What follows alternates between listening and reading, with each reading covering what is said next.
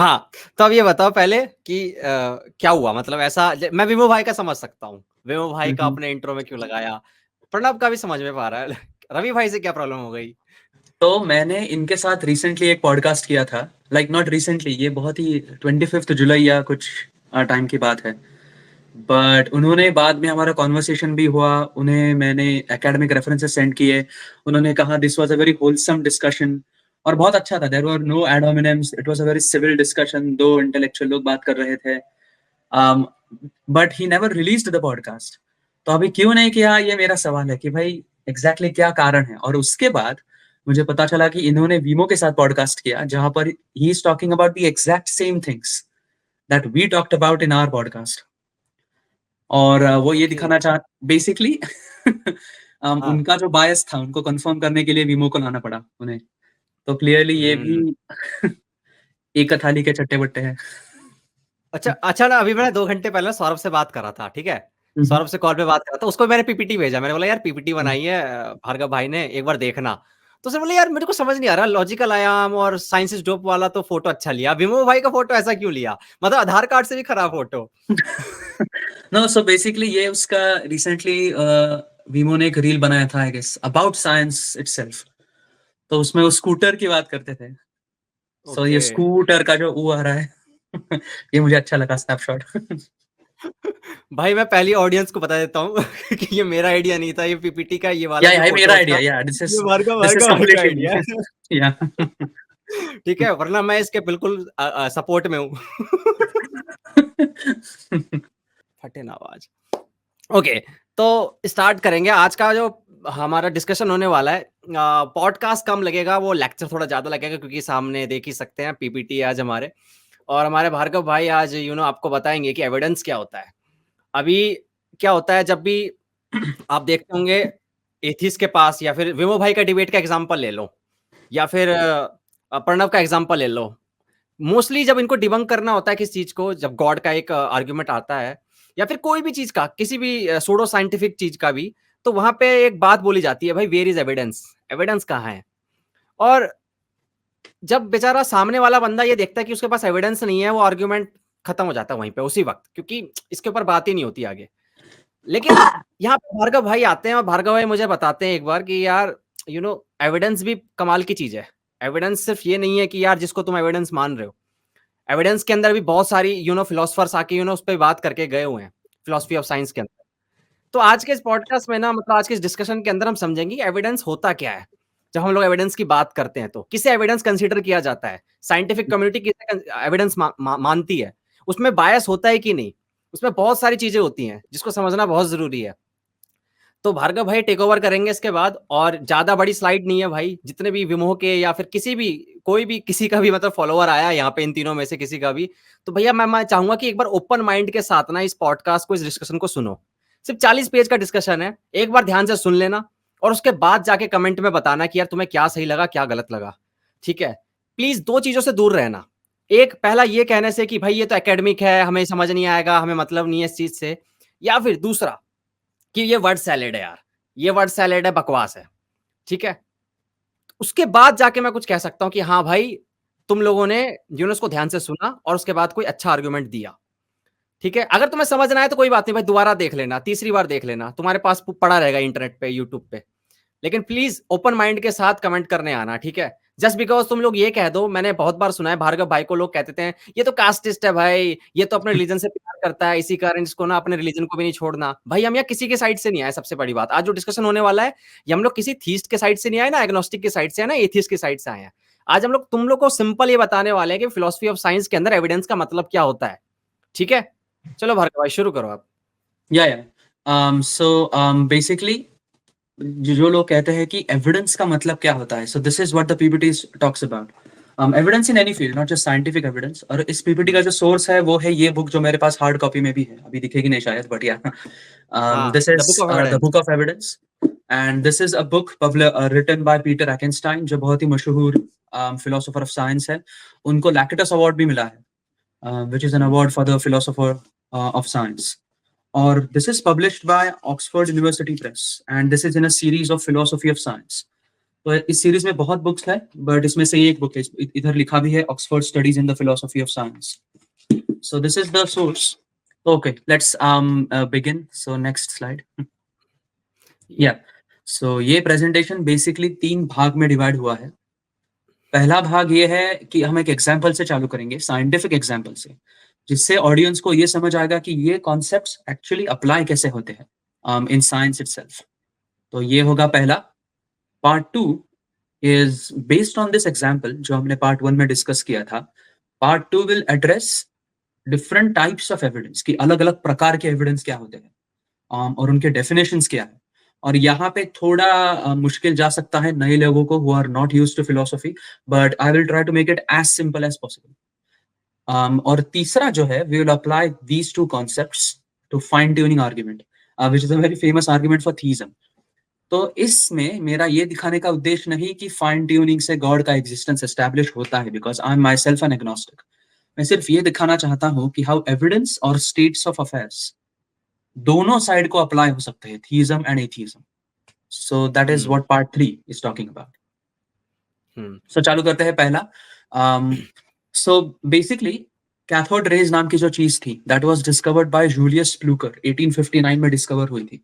सो उनका understanding simple था कि भाई एक अगर ट्यूब लोगे और ट्यूब में से if the positive and negative is connected to a negative electrical signal outside, तो नेगेटिव इलेक्ट्रोड के यहाँ एक ग्रीनिश लाइट दिखाई देगा तुम्हें.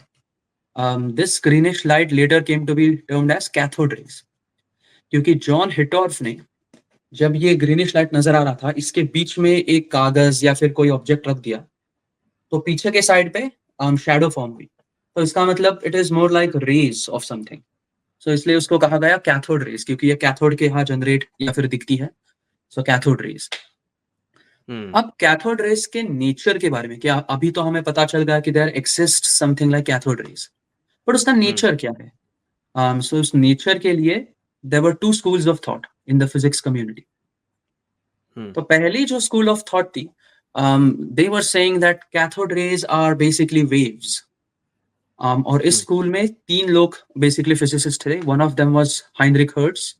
वही हर्ट्ज जो हम फ्रीक्वेंसी के लिए यूनिट जो इस्तेमाल करते हैं, hertz the unit of frequency, it's the same hertz. और फिर गोल्डस्टीन और वाइडमैन भी थे. और दूसरा जो स्कूल था वो कह रहे थे कि cathode rays are negatively charged particles of gas या फिर मॉलिक्यूल्स के, नेगेटिवली चार्ज्ड.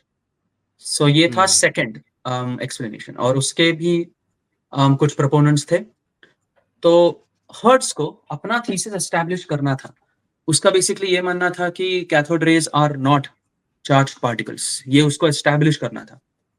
तो उसके लिए हर्ट्ज ने 2 सवाल पूछे कि ठीक है भाई, अगर तुम कह रहे हो कि cathode rays are charged particles, तो do cathode rays produce electrostatic forces? So that is the right hand side. और उनका दूसरा जो सवाल था वो था, are cathode rays affected by external electrostatic forces? तो अगर ये दोनों चीज सिद्ध हो जाए, देन ये सिद्ध हो जाएगा कि cathode rays are electrically charged particles, क्योंकि that is what we mean by being electrically charged, कि आप इलेक्ट्रोस्टैटिक फोर्सेस जनरेट करते हो और उससे अफेक्ट भी होते हो. ओके. सो इसका पहला क्वेश्चन एक्सप्लोर करने के लिए उन्होंने एक एक्सपेरिमेंट कंडक्ट किया, जो आपको राइट हैंड साइड में उनका अपैरेटस दिखेगा. बहुत ही वेल डिजाइन्ड अपैरेटस था.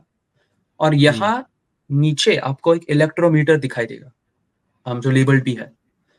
तो ऊपर से कैथोड के यहाँ जब आप देखोगे, उधर से जो पास होगा, whatever the gas molecules are, cathode rays, वो जब पास होंगे और नीचे जाएंगे, और जब वो इलेक्ट्रोमीटर से गुजरेंगे, तो अगर वो डिफ्लेक्शन दिखाएंगे, in that case cathode rays can produce electrostatic effects. अगर वो डिफ्लेक्शन नहीं दिखाते, in that case they don't produce electrostatic effects. So जब हर्ट्ज ने एक्सपेरिमेंट कंडक्ट किया, तब उन्हें पता चला कि भाई रिफ्लेक्शन तो नहीं दिखाई दे रहा इलेक्ट्रोमीटर में. And this is what he said in his, by the way, a paper that was published. So he says, as far as the accuracy of the experiment allows, we can conclude with certainty that no electrostatic effects due to cathode rays can be perceived. So वो electrostatic effects produce तो नहीं करते. तो उन्हें पहला सवाल का जवाब मिल गया कि cathode rays do not produce electrostatic effects. पर ठीक है, कुछ ऐसे भी पार्टिकल्स होते हैं जो खुद प्रोड्यूस नहीं करते, बट इलेक्ट्रोस्टैटिक फोर्सेस से अफेक्ट हो सकते हैं. So that brings us to second question. Are cathode rays affected by external electrostatic forces? तो इसके लिए भी उन्होंने एक एक्सपेरिमेंट कंडक्ट किया, सेम एक्सपेरिमेंट, बट डिफरेंस ये था कि उन्होंने how can I demonstrate, okay ठीक है, मिल गया. उन्होंने दो मेटल प्लेट्स के बीच में से कैथोड रेज को पास किया. ये एक मेटल प्लेट है, ये एक मेटल प्लेट है. ये लेट्स से पॉजिटिवली इलेक्ट्रिफाइड है, ये नेगेटिवली इलेक्ट्रिफाइड है. उसके बीच में से कैथोड रेज जा रहे हैं. तो अभी अगर cathode rays negatively charge particles होंगे तो they will be attracted towards the positive plate because unlike charges attract each other. तो जब कैथोड रेज इसके बीच में से गए इन इलेक्ट्रिफाइड मेटल प्लेट्स के, so they passed undeflected. So basically it means they were not affected by external electrostatic forces. और यही conclusion उन्होंने दिया है. This is on page 253 of his thesis. Under the conditions of the experiment, the cathode rays were not deflected by an electromotive force existing in the space traversed by them. So basically metal plates के बीच में से कोई भी electromotive force जो भी था, cathode rays were not affected by that. So दोनों सवाल का जवाब उन्हें negative आया. तो इससे Hertz concluded कि from these two experiments he concluded these cathode rays are electrically indifferent. मतलब वो charged particles नहीं है. तो यहाँ पे बहुत जरूरी बात यह है कि इन्होंने दो एक्सपेरिमेंट कंडक्ट किए. He conducted experiments to find evidence. फिर उन्हें एविडेंसेस भी मिले, एक्सपेरिमेंटल रिजल्ट्स मिले. और 1883 में जब उन्होंने ये पब्लिश किया था, तब के टाइम पे what he designed was really accurate. There was no way to criticize Hertz कि तुम्हारा एक्सपेरिमेंट में कुछ गलतियां है वगैरह वगैरह फलाना फलाना. So it was a very well designed experiment. सब प्रिकॉशंस लिए गए थे, साइंटिफिक मेथड फॉलो की गई थी और उनको एक्सपेरिमेंटल रिजल्ट्स मिले. So from this how can we translate that to philosophy कि ये एविडेंस कैसे है. तो बेसिकली लेट्स से Hertz के एक्सपेरिमेंट में they were designed to show the electrical effects of cathode rays, but कोई effects दिखे ही नहीं. So this was a state of affair that was obtained. So we can call that E. And from this, Hertz wanted to hypothesize, rather he did hypothesize, that cathode rays are not electrically charged. So ये उनका hypothesis था. So now Hertz ये claim कर रहे थे in 1883 कि जो E है, जो आपको ऊपर दिख रहा है, that is evidence that H is true. अभी इसमें एक बात आपको जाननी जरूरी है कि in this case we are presupposing that E is true. कि हमें जो रिजल्ट्स ऑब्टेन्ड हुए हैं वो सत्य ही है, वो ट्रू ही है. तो अगर वो ट्रू होंगे then the hypothesis that Hertz is talking about is true because E is evidence for H. So this is the relation. अभी फिजिक्स कम्युनिटी 1883 से 1897 तक हर्ट्ज के रिजल्ट्स को कंक्लूसिव मानती थी. फिजिक्स कम्युनिटी का ये मानना था कि हाँ भाई, हर्ट्ज के रिजल्ट्स तो कंक्लूसिव है. They have given experimental evidence that cathode rays are not charged particles. Until 1897, क्योंकि यहाँ गेम पलट गया.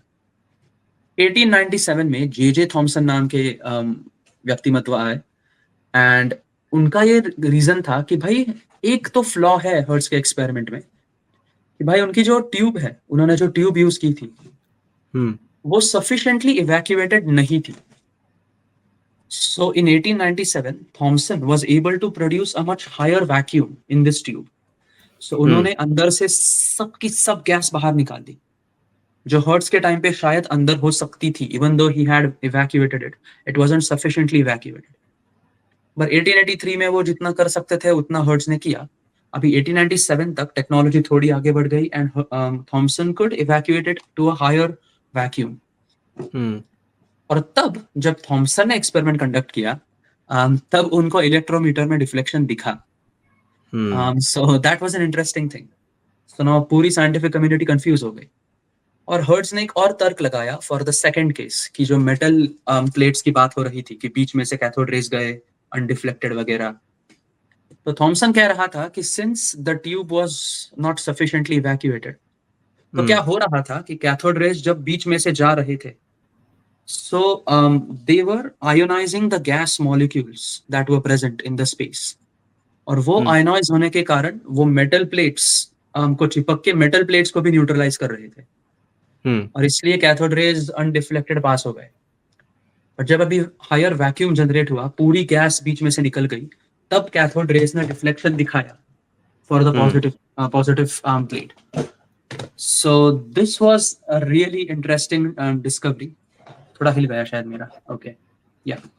Hmm. So this was a really interesting discovery. और यही जो तर्क मैंने अभी बताया, that is what is there in the earlier slide.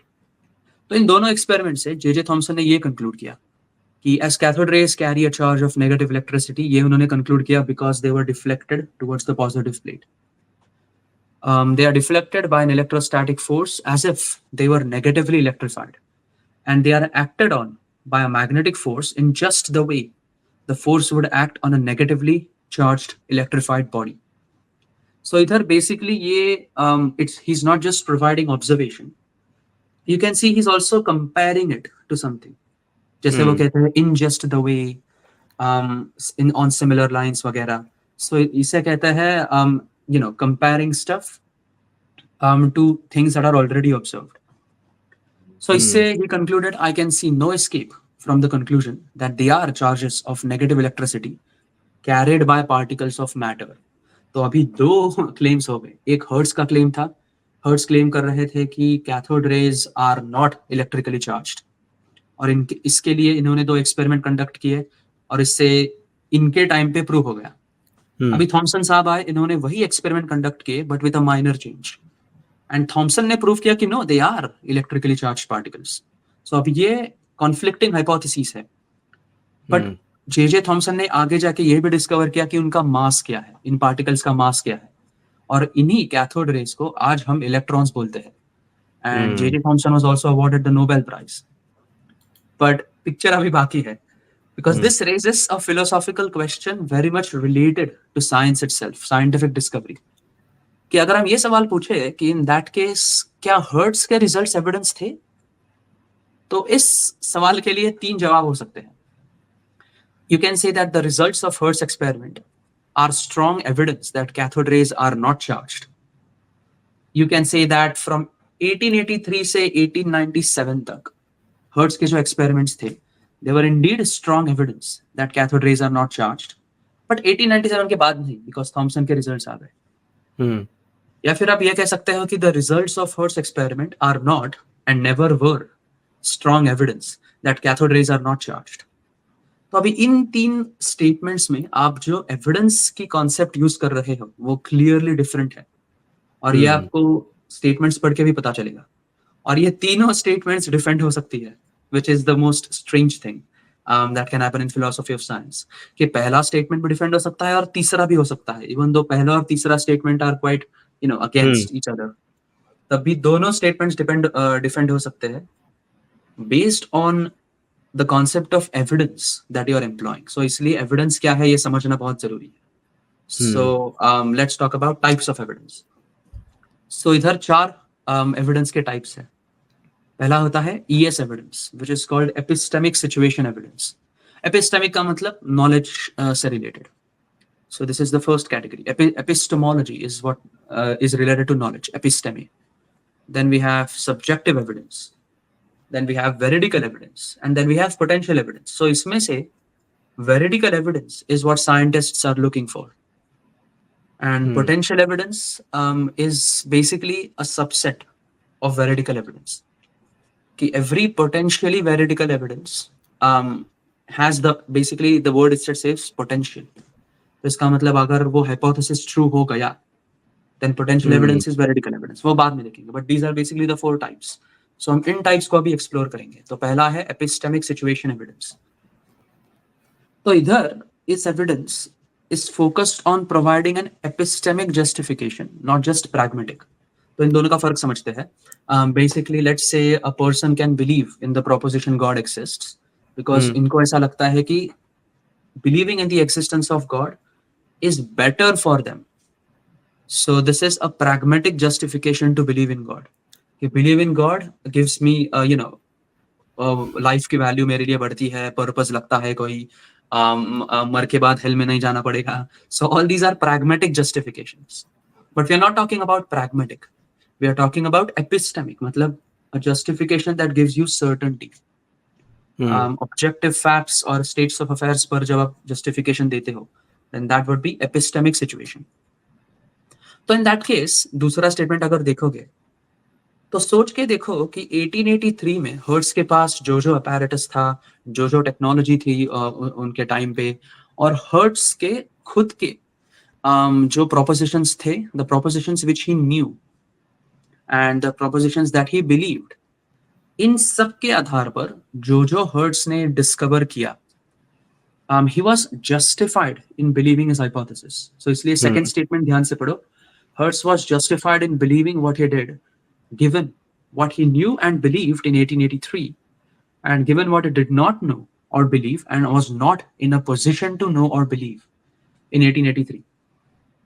So clearly उन हर्ट्स के पास जो बैकग्राउंड इंफॉर्मेशन थी और हर्ट्स के पास जो propositions थे, the propositions which he knew, उसके आधार पर उनके results are indeed evidence for his hypothesis. But what kind of evidence? This is an epistemic situation evidence. So अगर हम इसको generally convert करें एक formal statement में, तो it says E, which is the evidence, if true, basically E stands for states of affairs. So E, if true, is evidence that H is true relative to ES1 but not to ES2. तो इधर ES1 का मतलब होगा an epistemic situation 1 which is similar to Hertz, मतलब 1883 की, but not to ES2, मतलब 1897 की जो epistemic situation थी थॉमसन के टाइम पे, that is a different epistemic situation, क्योंकि तब तक there would have been advancements in science, मतलब हमारा knowledge बढ़ गया. The propositions that we knew were way more than what we knew in 1883. So इसलिए ES2 is Thomson, ES1 is Hertz. So E is evidence for H relative to ES1 but not to ES2. So ये evidence objective भी होता है. So objective in what sense? So objective in the sense कि anyone who would be in the epistemic situation that Hertz was in 1883, अगर कोई भी बंदा उसी epistemic situation में होता जो Hertz था in 1883, कोई बंदा, whether anyone was in fact in that epistemic situation or not doesn't matter. It is related to the epistemic situation. कि अगर इस epistemic situation में कोई होगा Hertz की epistemic situation में, then they would also be justified in believing Hertz's hypothesis, even if the hypothesis is false. This is the biggest, basically the most important point here. कि epistemic situation evidence objective होता है, और वो objective इस sense में होता है कि कोई भी बंदा हर्ट्स की एपिस्टेमिक सिचुएशन में होगा, तो he would be justified in believing Hertz's hypothesis based on the results. Hypothesis सच है या झूठ है, that is completely a different matter. What matters here is whether the belief in hypothesis was justified. So this is what matters in this category of evidence. So that brings us to the second type of evidence, which is subjective evidence. तो इसका मतलब ये है कि ये जो तीन statements मैंने लिखे हैं कि 1883 से 1897 तक almost all of the physics community believed in the hypothesis of Hertz because they believed कि Hertz के जो experimental results थे, they were evidence for his hypothesis. ये पूरी physics community का मानना था. But this means it is subjective to some things. So इसे subjective evidence भी कहा जा सकता है. So put it more formally or to put it more generally, हम ये कह सकते हैं कि E is excess evidence that H, where X stands for a person or a group of people at a time T. So अभी हम बात कर रहे हैं 1883 की. If and only if at that time T X believes that E is evidence that H, मतलब X को ये मानना होगा कि ये जो results है वो उस hypothesis का evidence in fact है. So ये पहले विश्वास रखना होगा. दूसरा, X believes that H is true or probable. इसका मतलब X को ये भी विश्वास रखना होगा कि the hypothesis itself is true or probably true. और तीसरी कंडीशन ये है कि excess reason for believing that H is true or probable is that E is true.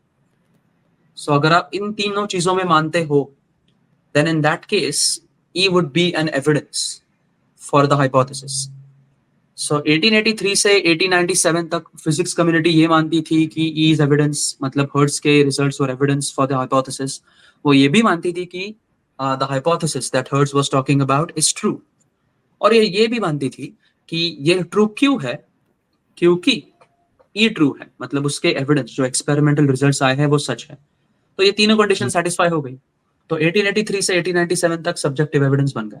अभी यहाँ पे एक छोटा डिफरेंस है कि जैसे पहले टाइप में एपिस्टेमिक सिचुएशन में the evidence is relativized to an epistemic situation, it is not required that anyone actually be in that epistemic situation. हमें सिर्फ एक एपिस्टेमिक सिचुएशन की बात करनी है। 1883 में जितने प्रोपोजिशंस हमें मालूम थे, जितने फैक्ट्स हमें मालूम थे, जो बैकग्राउंड इंफॉर्मेशन थी, that becomes an epistemic situation. It doesn't matter इस एपिस्टेमिक सिचुएशन में कोई था या नहीं, what matters is the situation. So it is relativized to epistemic situation in ES evidence. Subjective evidence में it is relativized to someone और some group, it is not relativized to epistemic situation. So in this case, that person will definitely need to be in an epistemic situation, but subjective evidence लोगों को attach होता है और epistemic situation evidence एक situation, type of situation को attach होता है। ये दोनों में फर्क है। And then we see veridical evidence. So this is where this is what scientists are interested in. कि veridical evidence की statement ये है E is evidence for H if E provides a good reason to believe the hypothesis. So this is what is called veridical evidence. तो एक example लेते हैं, क्योंकि बहुत टाइम के लिए मैंने कोई एग्जाम्पल नहीं लिया, तो एक एग्जाम्पल लेते हैं। फॉर एग्जाम्पल लेट्स से मैं एलिवेटर में जाता हूँ और एलिवेटर में जाने के बाद I have this background information in my mind कि 1 out of 6 million incidents in an elevator end in death. मतलब बेसिकली 6 मिलियन लोग अगर एंटर होंगे एलिवेटर में, तो उनमें से एक एलिवेटर एक्सीडेंट में मरेगा। So this is the probability. So I form a hypothesis that I will die in an elevator accident. अब what evidence can I provide that gives me a good reason to believe this hypothesis? तो अगर मैं ये कहूँ कि हाँ भाई 1 in 6 million die in elevator accidents, therefore I believe that I will die in an elevator accident. So this is not really a good reason to believe that hypothesis, because 1 in a 6 million is very, very low probability. So this is what it means by providing a good reason to believe the hypothesis. In an elevator case, it is not a good reason for me to believe the hypothesis that I will die in an elevator accident just because I stepped into an elevator. So इस बात का sense नहीं बनेगा, because the probability is 1 by 6 million. So in this case, ये example हमें दिखाता है कि what does it mean to provide a good reason to believe the hypothesis. Veridical evidence भी ऑब्जेक्टिव होता है। सो इसका मतलब E is veridical evidence that H, even if no one in fact knows E or H or believes that E is evidence that H, मतलब किसी को E पता भी नहीं है, हाइपोथेसिस भी पता नहीं है, फिर भी E can be veridical evidence that H. So it is independent of any observer or group or epistemic situation. So ये सबसे important point है veridical evidence का. It is non-relativized. So that is the third point. और इसमें एक necessity और है requirement कि hypothesis सच होना चाहिए, जो पहले दो cases में नहीं था. Epistemic situation में all that matters is the person justified in believing the hypothesis based on his epistemic situation. दूसरे केस में is the group justified in believing the hypothesis at a certain time? So इसमें hypothesis सच है या झूठ है इससे कोई मतलब नहीं. Hypothesis झूठ भी हो सकता है. What matters is whether the people believing that hypothesis are justified in believing it. But veridical evidence में इतना काफी नहीं है. The people need to be justified in believing that hypothesis and the hypothesis should be true. तभी जाके हमें veridical evidence मिला है. But then we need to distinguish between veridical evidence and conclusive evidence. So conclusive evidence is different. So conclusive evidence would be more like a proof. So let's take an example. Let's say John नाम का बंदा है और 1000 tickets की lottery है और 1000 tickets में से 999 टिकट जॉन ही खरीदता है. और अभी लॉटरी निकलने वाली है और उसमें से एक टिकट निकलेगा. So अगर जॉन लॉटरी जीत जाता है, then the fact that उसने 999 टिकट खरीदे थे is veridical evidence to the hypothesis that John wins the lottery. But it is not conclusive, क्योंकि अगर आप 999 को 1000 से डिवाइड करोगे तो 1 नहीं आएगा नंबर, 0.9999 whatever. वो नंबर आएगा 0.999, नंबर 1 नहीं आएगा। सो इसका मतलब देयर इज स्टिल 0.001% चांस कि वो हाइपोथेसिस फॉल्स हो जाता। So in that case even though this is veridical evidence, this is not conclusive, conclusion नहीं बना सकते, प्रूफ नहीं है ये। So veridical evidence may not establish the hypothesis with absolute certainty. वो हमें कुछ एपिस्टेमिक सर्टेनिटी देता है, like in this case almost 99%, but फिर भी 1% छूट ही जाता है। वो जो डेटॉल के आप एड देखते हो, इट किल्स 99.99% ऑफ जर्म्स तो मैं बोलूंगा कि भाई ये तो फिर बेकार है, because 0.01 can also kill me. So it is veridical evidence but not conclusive. So if E is conclusive evidence that H, so इसका मतलब हाइपोथेसिस ट्रू है and the probability of the hypothesis is 1, maximum value. So basically अगर John ने सब 1000 के 1000 ticket खरीद लेता John, तो जॉन ही जीतेगा। And the fact that he bought those 1000 tickets is conclusive evidence that he won. So इसलिए that is conclusive evidence. If he is veridical evidence that H, then h is true, but the probability of h given e need not be 1. It is closer to 1, 99, 90, 95%. It is closer to 1, but not exactly 1. 100% कभी भी नहीं होगा। So अभी most important statement is there are no conclusive evidence in science. There are only veridical evidence. Science में कभी भी हम establish नहीं कर सकते with absolute certainty कि कोई भी hypothesis सच है। So that is जो ये थ्योरीज वगैरह आती है, जितनी भी हम लोग देखते हैं, लाइक थ्योरी ऑफ इवोल्यूशन हो गया, बिग बैंग थ्योरी हो गई, तो इसके अंदर भी ये जो एविडेंस हमें कलेक्ट किए जाते हैं, जिनको हम एविडेंस मानते हैं, for example big bang theory का एग्जांपल ले लो, कॉस्मिक माइक्रोवेव बैकग्राउंड रेडिएशन का एग्जांपल ले लो, तो ये भी एक वेरिडिकल एविडेंस है। Yes. So this is veridical evidence. This is not conclusive evidence. Because by definition, science में, since science is based on things that are grounded in observation, so उसमें हर hypothesis में falsifiability आएगी। Every scientific hypothesis is falsifiable. And since it is falsifiable, there will always be a chance where this hypothesis will be false. So इसलिए there cannot be conclusive evidence. There cannot be a proof for a hypothesis. There can only be veridical evidence. हाँ, क्योंकि अगर conclusive evidence मिलने लग गया तो फिर वो फॉल्सिफाइबल नहीं होगा, और अगर वो फॉल्सिफाइबल नहीं है, वो साइंटिफिक थ्योरी नहीं बन सकती, उसको साइंटिफिक वही कार्ल पॉपर वाला एग्जांपल है थ्योरी फॉल्सिफिकेशन का। ओके, तो इसकी क्या लिमिटेशन है? मैं ये जानना चाहता हूँ कि अगर वेरिडिकल है कोई, अगर साइंटिफिक जो जितनी भी थ्योरीज अगर हम लोग बना रहे हैं जिस एविडेंस के दम पे, अगर वो वेरिडिकल है, तो उसकी लिमिटेशन क्या है? लाइक इससे क्या साइंस में क्या मतलब किस तरीके से साइंस वीक नजर आता है, कमजोर नजर आता है? सो इन दिस केस अगर हम कहते हैं कि फॉर एग्जांपल आप दो चीजें कंपेयर करेंगे, mathematical statements. So mathematical statements are not falsifiable because they can be proved deductively, हम इसको प्रूव कर सकते हैं, एक्सपेरिमेंट कंडक्ट करने की जरूरत नहीं पड़ती मैथमेटिकल स्टेटमेंट्स को। पाइथागोरस थ्योरम, केल्सस थ्योरम, अब अभी यहाँ बैठ के भी प्रूव कर सकते हो। साइंटिफिक स्टेटमेंट्स के लिए आपको बाहर जाकर एक्सपेरिमेंट कंडक्ट करना पड़ेगा। But the moment you conduct an experiment, उसमें कुछ ना कुछ तो होगा, like for example experimental uncertainties आ जाएंगी, या फिर एक्सपेरिमेंट में कुछ इंस्ट्रूमेंटल एरर है, ह्यूमन एरर है, all types of errors that go into the experiment. जैसे हर्ट्स, फॉर एग्जांपल हर्ट्स का एक्सपेरिमेंट बहुत वेल डिजाइन था, बट उसके एपिस्टेमिक सिचुएशन में 1883 में he couldn't produce enough vacuum in the tube, जो थॉमसन कर पाया। सो इसका मतलब एपिस्टेमिक सिचुएशन पर भी डिपेंडेंट है कि आज की टेक्नोलॉजी जो है हमारे पास, उसके हिसाब से जो हम थियरीज एस्टैब्लिश करते हैं और जो एविडेंस पेश करते हैं, that will be limited to this particular time frame. And since in our case most of the theories are true today, they are veridical evidence, but फिर भी it is not conclusive, क्योंकि ये possible है कि आगे जाके ये theory falsify हो जाएगी। so अगर hypothesis false हुआ, then it's no longer veridical evidence, it can be potential evidence but not veridical। लेकिन आपको ये लगता है कि जैसे जैसे थ्योरी फॉल्सिफाई होती है, जैसे कि मान लो अभी मान के चलते हैं बिग बैंग थ्योरी अगर फॉल्सिफाई हो गई या फिर बिग बैंग थ्योरी खराब हो गई, एक नई थ्योरी आएगी उसकी जगह, तो हम किसी तरीके से ये कह सकते हैं कि हम लोग ट्रुथ की तरफ बढ़ रहे हैं, ऐसा मतलब साइंस जो है वो ट्रुथ की तरफ बढ़ रहा है, ये तो हो सकता है।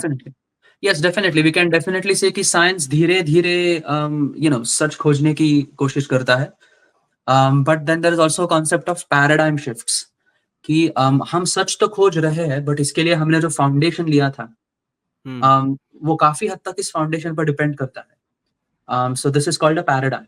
पर कभी कभी क्या आता है कि हम जो खोजने निकलते हैं उसमें से एक ऐसी एनोमली आ जाती है जिससे पूरा बेस तक ही सब कुछ हिल जाता है, पैराडाइम ही डिस्ट्रॉय हो जाती है। So then what we talk about are called paradigm shifts, कि हमें पैराडाइम ही हमें बदलना पड़ेगा। एंड कोई केस नज़र साइंटिस्ट, नहीं, मैं एक बार एग्ज़ाम्पल चाहता हूँ इसका कि कोई ऐसा एग्ज़ाम्पल जिसमें ऐसा हुआ हो कि हमें फाउंडेशन ही तोड़नी पड़ी, डिस्ट्रॉय करनी पड़ी? क्योंकि अगर मैं मान लो चलो क्लासिकल मैकेनिक्स और क्वांटम मैकेनिक्स का भी एग्ज़ाम्पल लूँ, लेकिन वहाँ पे डिस्ट्रॉय तो हमने क्लासिकल मैकेनिक्स को नहीं किया। क्लासिकल मैकेनिक्स जहाँ अप्लाई हो सकता था, वो हमने अप्लाई किया और क्वांटम मैकेनिक्स जहाँ अप्लाई हो सकता है, वहाँ कर रहे हैं। तो हम किसी थ्योरी को या किसी पैराडाइम को अगर शिफ्ट भी करते हैं, तो वो जो पैराडाइम जो फाउंडेशन है दूसरा वाला, वो कहीं और अप्लाई हो रहा होता है। तो इसका कोई एग्ज़ाम्पल है आपके पास? Yeah, definitely. Rather, we can also apply it to Newton's and Einstein's example. कि और going back to Aristotle.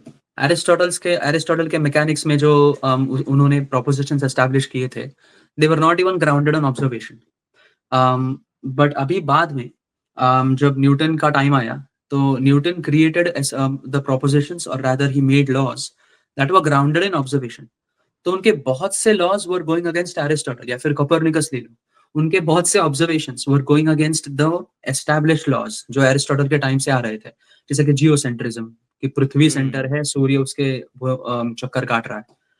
सो ये जो एजम्पशन था, that was based on the idea कि हम अर्थ से ऑब्जर्वेशन लेते हैं and looks like everything is going in circles, so we are justified in believing कि the earth is the centre. Even ancient Greek philosophers believed that Earth ही center है, except some of them who proposed about eclipses and stuff. But बाद में Copernicus के time पे जो paradigm ही shift हो गया कि नहीं भाई, ये तो उल्टा हो रहा है, earth is going around the sun. और ये अब थोड़े अगर आगे जाएंगे तो बहुत से थियरी से, फॉर एग्जांपल ईथर, ईथर की थियरी अभी फॉल्सिफाई हो चुकी है, there is nothing like ether. Thermodynamics में देखोगे, so this is also mentioned in my textbook, there was a theory called calorific theory of heat. So heat को समझते हैं कि हीट एक कोई एलिमेंट है जो ट्रांसफर होता है एक चीज से दूसरी चीज को। So heat is some substantive element. But बाद में ये भी थ्योरी फॉल्सिफाई हो गई, हमें पता चला कि हीट ट्रांसफर तो एक मैकेनिज्म है, एनर्जी ट्रांसफर का ही दूसरा मैकेनिज्म है। सो ये थ्योरी भी फॉल्सिफाई हो गई।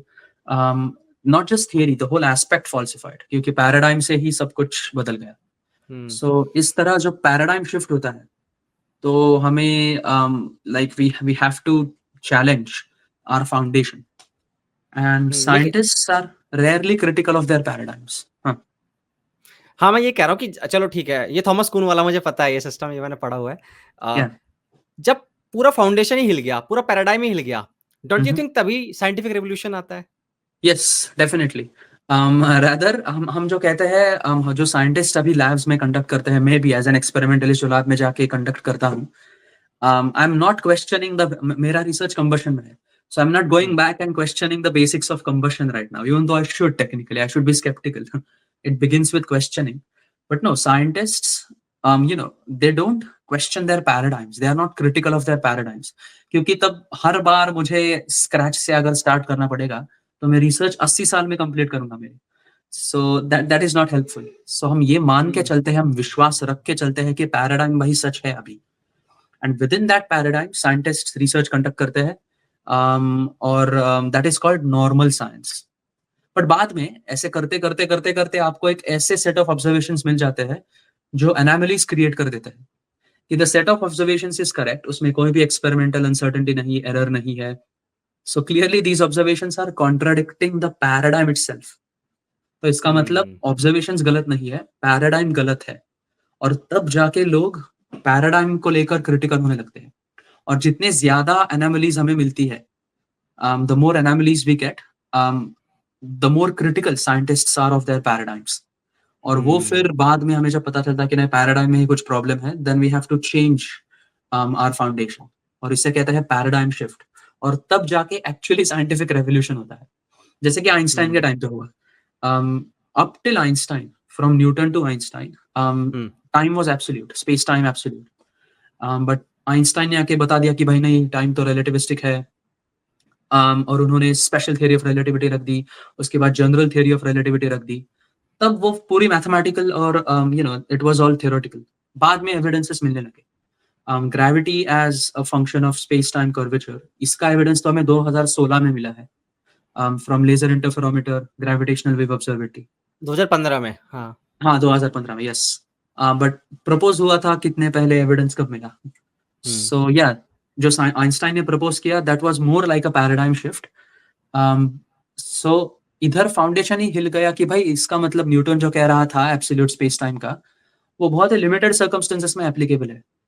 अगर आप ब्लैक होल के इधर जाओगे तो ये लॉज अप्लाई नहीं होंगे, so it means they are not really laws of nature itself that we can consider paradigmatic. So इसमें फाउंडेशन हिल गया, फिर हमें रिस्ट्रक्चर करना पड़ा।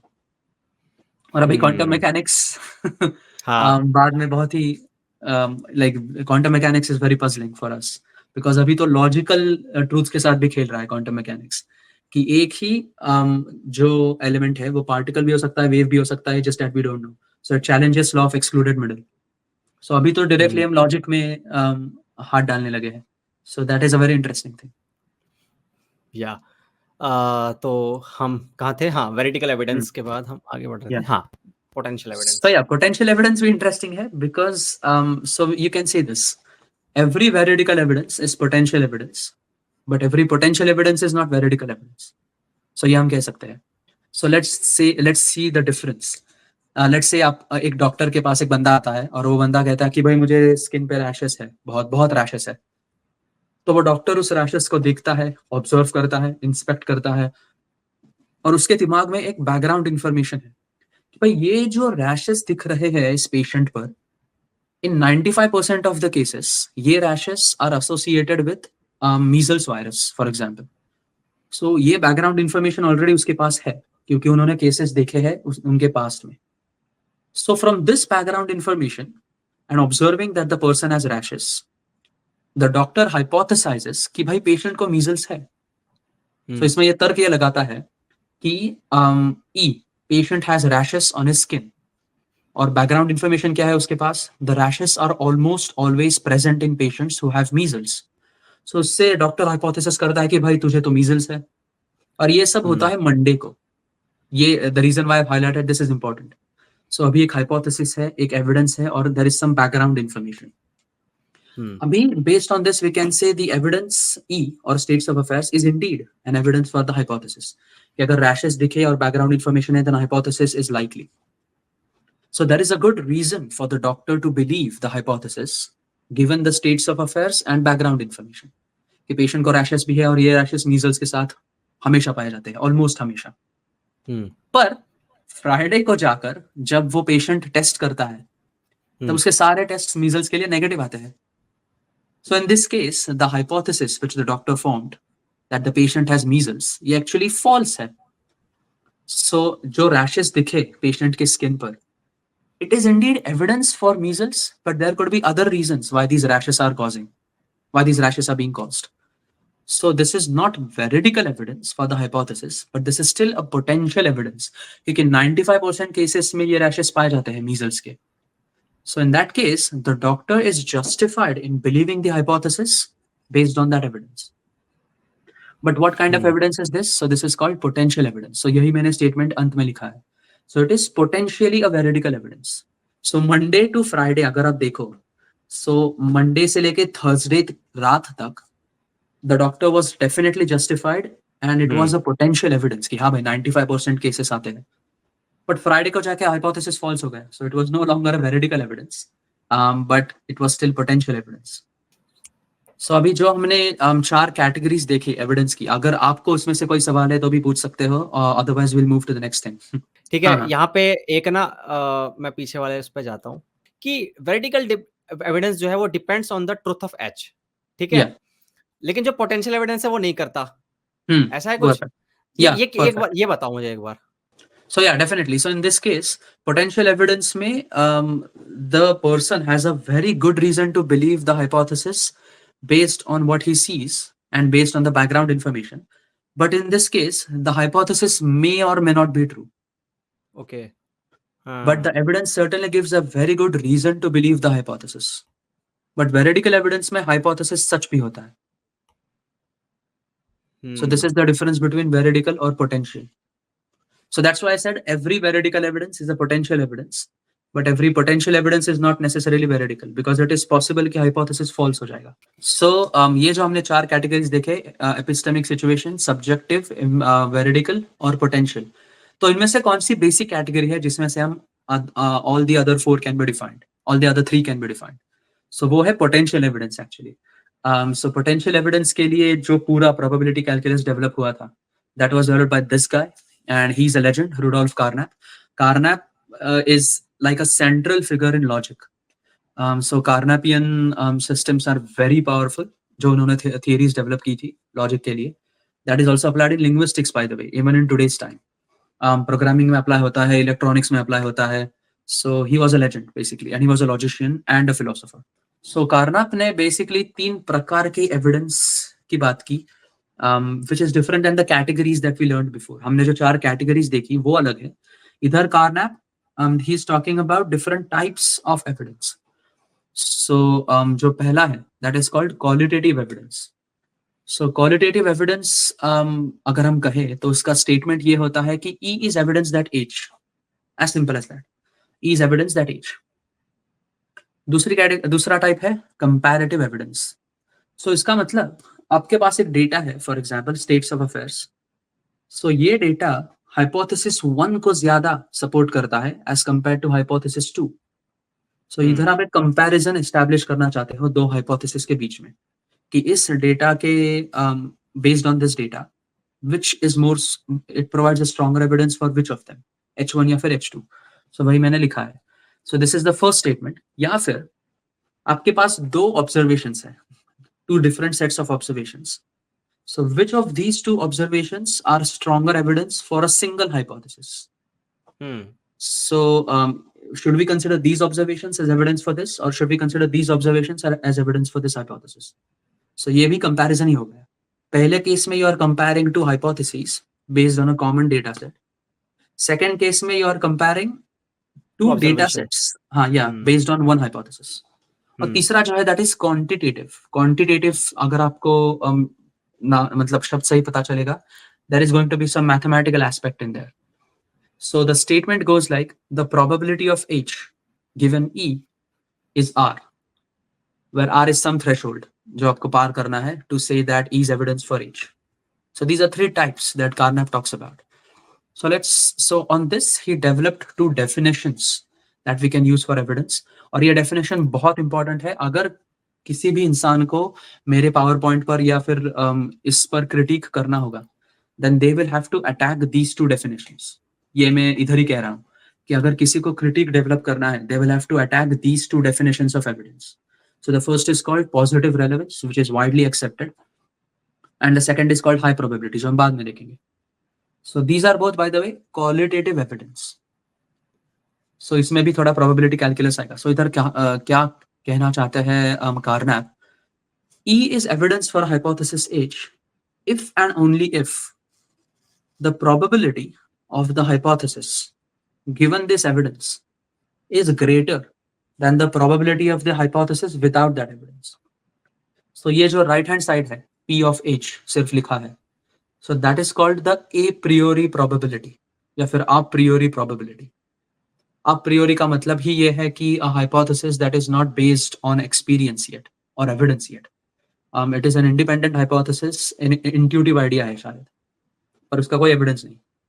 But given the evidence, अगर ये hypothesis की probability बढ़ती है, then we can say that it is indeed evidence for that hypothesis. कि कोई ऐसे states of affairs obtain हो गए कि वो इस hypothesis के लिए support करते हैं और इस hypothesis के सच होने की probability बढ़ाते हैं, then is evidence for H. अच्छा भार्गव भाई, मैं थोड़ा चाहूंगा कि ना यहाँ पे बंदे ना आके कंफ्यूज होने लग जाएंगे, तो मैं चाहूंगा यहाँ से ना हम H और E की ने कुछ एग्जांपल लेके चलें. पहले का एग्जांपल लेते हैं लॉटरी टिकट का, because that is very easier to understand.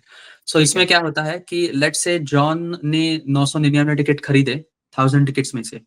ये बात सिर्फ लॉटरी टिकट वाले को पता है जो टिकट बेच रहा है. जो बाकी लोग हैं जो ये देखते हैं कि जॉन अंदर जाके टिकट ले रहा है, वो एक हाइपोथेसिस फॉर्म करते हैं कि John wins the lottery. But उसके पास उनके लिए कोई एविडेंस नहीं, क्योंकि उनको पता नहीं कि जॉन ने कितने टिकट खरीदे. सो ये जो लोग बाहर बैठे हैं दुकान के, if they form a hypothesis, John wins the lottery, that is an a priori hypothesis. That is the right hand side of this, P of H. इसकी कोई probability होगी? सो इसकी प्रोबेबिलिटी बेसिकली 50% होगी, बिकॉज जॉन जीत भी सकता है या फिर नहीं भी जीत सकता, standard. So this is a priori. But after the people who are sitting outside, जब उनको पता चला कि किसी जॉन ने 999 टिकट अंदर जाके खरीदे हैं, नाउ दे हैव एविडेंस, और this evidence increases the probability of the hypothesis कि अभी 50 से 99% हो गई probability. So clearly the fact that John buys 999 tickets increases the probability of the hypothesis. So इसलिए that fact is an evidence for this hypothesis. So E इधर जो है, E will be John buying 999 tickets, और H जो है वो है John wins the lottery. So definitely E अगर होगा कि John has bought 999 tickets, then it increases the probability that John wins the lottery. So इसलिए this is what is called E's evidence for H.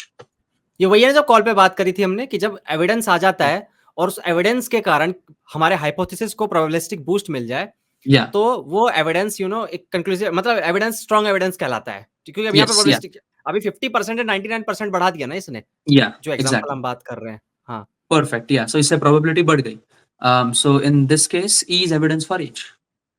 So ये पहली definition है. It is called qualitative evidence, और and this is a probabilistic definition, क्योंकि clearly यहाँ दो probabilities की बात हो रही है. So this is another important thing to understand कि evidence कोई evidence is not something conclusive कि भाई अभी डेटा मिल गया तो एविडेंस ही मिल गया. Evidence still talks about probabilities कि ये जो डेटा मिला है, how much does it increase the probability of the hypothesis, तब जाके वो एविडेंस बनेगा. So we are still dealing probabilities, certainty यहाँ कोई भी नहीं है. और कभी आएगी भी नहीं वो, क्योंकि वो आ ही नहीं सकते. हमने अभी बात करी मेडिकल एविडेंस के चक्कर में हमने. हाँ, या और इसमें से दो करोलरीज आती है. सो पहली करोलरी ये है कि let's say there is some background information, जो डॉक्टर के केस में हमने देखी कि उनके पास पेशेंट आता है, और वो पेशेंट डॉक्टर के पास बैकग्राउंड इंफॉर्मेशन थी कि स्किन रैशेस जो दिखाई देते हैं, they are 99% of the times or 95% of the times found in patients with measles virus. So ये एक बैकग्राउंड इंफॉर्मेशन है. अभी जब इन्होंने डॉक्टर ने उस इंसान को इंस्पेक्ट किया, उसके स्किन पर भी रैशेस थे वही. तो the left hand side of this, in this case the background information is what the doctor has before observing the patient. After he observes the patient, उनको रैशेस मिलते हैं, so अभी उन्हें E भी मिल गया. And based on these rashes and his background information, अगर hypothesis की probability बढ़ती है, as opposed to just the background information without observing the patient, then the fact that the patient has those rashes increases the probability of the hypothesis, and therefore E is evidence for that hypothesis. So yeah, E जो होगा, E is patient has rashes. B, background information is these rashes are almost always associated with measles virus, और इससे ये hypothesis कि the patient has measles, इसकी probability बढ़ जाएगी. So that is why that fact is evidence for the hypothesis. और ये नीचे का corollary quite interesting. So ध्यान से इसे पढ़ो, even for the people who will be watching this, pause करके ध्यान से नीचे का statement पढ़ो, आपको समझ आ जाएगा. What it's saying is, अगर उस hypothesis की probability after knowing these states of affairs कम हो जाती है, then in that case उस hypothesis के negation की probability बढ़ जाती है. हाँ. Yeah. So for example, अगर आपके पास दो hypothesis है, the self exists and the self does not exist. ये बहुत ही metaphysical हो गया. Let's take a simple thing. Okay. Let's say आपके पास दो hypothesis है कि इसके अंदर पानी है या फिर इसके अंदर पानी नहीं है. अब ये जो लिक्विड दिख रहा है colorless, that could be any liquid, not necessarily water. There are many colorless liquid. Alcohol भी काफी हद तक ऐसे ही दिखता है, lab alcohol. So in this case, there are two hypotheses. The liquid inside the bottle is water. The liquid inside the bottle is not water. So जब मैं इसके अंदर litmus paper dip करता हूँ और litmus paper का pH value 7 आता है, तो इसका मतलब this fact, the states of affairs कि litmus paper dip करने के बाद pH value 7 आया, this is an evidence against the hypothesis that this liquid is not water. And this is for in favor of the hypothesis that this is water. सो ऐसे conflicting hypothesis prove हो जाएंगे. सो अगर litmus paper dip करने के बाद the hypothesis that this liquid is water, इसकी probability बढ़ जाती है, तो इसका मतलब the liquid is not water, इसकी प्रोबेबिलिटी घट गई. और विस वर्सा, दोनों साइड से हो सकता है. अभी इसमें भी इधर पता चलेगा कि लिटमस पेपर डिप करना is not a veridical evidence, क्योंकि maybe the litmus paper is damage, maybe it is not a litmus paper. आपने आपको दुकान वाले ने चूना लगा दिया, लिटमस पेपर डाल के कोई स्क्रैच पेपर दे दिया. सो या, इन this case this is what I am talking about, experimental uncertainties. So it only increases the probability, it does not establish the truth of the hypothesis.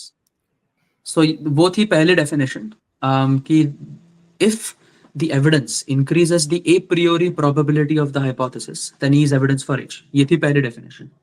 दूसरी definition ये आपके सामने है. This definition talks about a threshold, कि भाई the probability of the hypothesis given some states of affairs, if it is greater than a particular threshold, तब वो state of affair hypothesis के लिए evidence बन जाएगा. So this is what is called high probability. So ये जो k की value है, that represents some threshold. So you can definitely see कि अभी इस पर भी बहुत चर्चा हुई है philosophy of science में कि भाई k क्या होना चाहिए. And most of the epistemologists agree कि k की value half होनी चाहिए. मतलब कोई भी states of affairs अगर किसी hypothesis की probability 50% से ज्यादा कर देते हैं, then in that case E is evidence for hypothesis. तो ये जो 50% का लिमिट है, threshold, that is what the value of के इज. सो इसमें से भी दो करोलरीज निकलती है, और ये करोलरीज भी अगर आप पढ़ोगे, so they are quite straightforward. It says if the probability of H given E is greater than half, then the probability of negation of H given E is less than half. So वही same example हमने जो bottle का भी दिया. और दूसरी corollary ये है कि अगर K की वैल्यू हाफ है, तब E is evidence that H, if and only if the probability of okay, इधर एक थोड़ी मिस्टेक है, इधर negation होना चाहिए था. हाँ, मैं वही देख रहा था उस वक्त भी कि यार कुछ गड़बड़ हुई है. So इधर में वो सिंबल डालना भूल गया, but ऑडियंस को समझ आ जाएगा. What I'm trying to say is E is evidence that negation of H, if and only if the probability of the negation of H given the states of affairs is greater than half. So इधर सिर्फ एक audience के लिए भी और आपको भी add कर देना, ये H की जगह negation of H होना चाहिए. तो ये हुई दूसरी डेफिनेशन. सो अभी कंपैरेटिव एविडेंस, अभी हमने जो देखी वो सब क्वालिटेटिव एविडेंस थे. अभी कंपैरेटिव एविडेंस के बारे में देखते हैं. सो इसमें क्या दिखाता है कि कोई डेटा सेट है, and that data set is basically a stronger evidence for hypothesis 1 instead of hypothesis 2. सो इधर कंपैरेटिव एविडेंस की बात कर रहे हैं आप. सो बेसिकली ये उसकी फॉर्मल स्टेटमेंट है कि E is a stronger evidence for H than H prime if and only if the probability of H given E is greater than the probability of H prime given E. So ये बहुत ही important है, because यही हम use करने वाले हैं fine tuning में. So ये बात ध्यान से समझ लेना. So this is comparative evidence. वही दूसरी तरफ अगर आपके पास हाइपोथेसिस एक ही है, बट उसके लिए ऑब्जर्वेशन, सेट ऑफ ऑब्जर्वेशंस, दो अलग अलग सेट ऑफ ऑब्जर्वेशंस है, तो इसमें से कौन सा स्ट्रॉन्गर एविडेंस है? That is what the second one is. So it says E is stronger evidence for H than is E prime if and only if the probability of the hypothesis given E is greater than the probability of hypothesis given E prime. Okay. So इसको example देके समझा सकते हो? इसको example देके समझा सकते हो? Yeah, definitely. अगर अभी क्या एग्जांपल दे? ओके, आगे एक्चुअली एग्जांपल है. सॉरी. So दोनों चीजों के लिए एग्जांपल है. So let's take an example of qualitative evidence. तो let's say पहले का एग्जांपल था डॉक्टर का, कि states of affairs ऐसे है कि patient has rashes almost always found in measles, और फिर डॉक्टर हाइपोथेसाइज करता है कि the patient has measles. तो इसका मतलब ये हो गया कि given these states of affairs E, hypothesis की probability बढ़ जाएगी. So that is why the probability of H given E is greater than simply the probability of H a priori कि अगर वो उस पर रैशेस नहीं दिखे और फिर भी डॉक्टर ये हाइपोथेसिस फॉर्म कर रहा है कि द पेशेंट को मीजल्स है, तो इन that case it is a प्रियोरी। अभी ये स्पेशली कोविड को क्यों अप्लाई होता है, बिकॉज कोविड में असिम्टोमेटिक नाम की भी चीज थी। सो द थिंग इज, आपको कोविड हो सकता है बट सिम्टम्स नहीं दिखेंगे। So if the doctor forms a hypothesis you have Covid but symptoms ही नहीं दिखे, तो ये hypothesis by default a priori हो जाएगा, क्योंकि हमें सिम्टम्स ही नहीं दिख रहे। बट जब सिम्टम्स दिख जाएंगे, इन दैट केस आपको कोविड है, इसकी प्रोबेबिलिटी बहुत बढ़ जाएगी। सो दैट्स व्हाई सिम्टम्स दिखना is an evidence for the hypothesis कि आपको कोविड है। सो या दैट्स द सेम थिंग। और अगर दूसरा भी एविडेंस ले लेते हैं जहां पर प्रोबेबिलिटी एक थ्रेशोल्ड से ज्यादा है। सो फॉर एग्जांपल, अगर जॉन 999 टिकट खरीदता है आउट ऑफ 1000 टिकट लॉटरी, और आपका हाइपोथेसिस ये है कि जॉन विंस द लॉटरी, तो अगर आप कंपेयर करोगे, the probability of H given E is going to be 0.999, which is greater than half. So threshold से आगे बढ़ गया, it means E is evidence for H. So ये तो एग्जाम्पल है जहाँ एविडेंस इन डेली लाइफ भी अप्लाई हो सकता है। और अभी कंपैरेटिव एविडेंस की बात करते हैं। सो हमने जो पहला एग्जाम्पल दिया हर्ट्ज और थॉमसन का, उसी को हम इधर डालते हैं। सो ई ये है कि cathode rays produce electrostatic forces.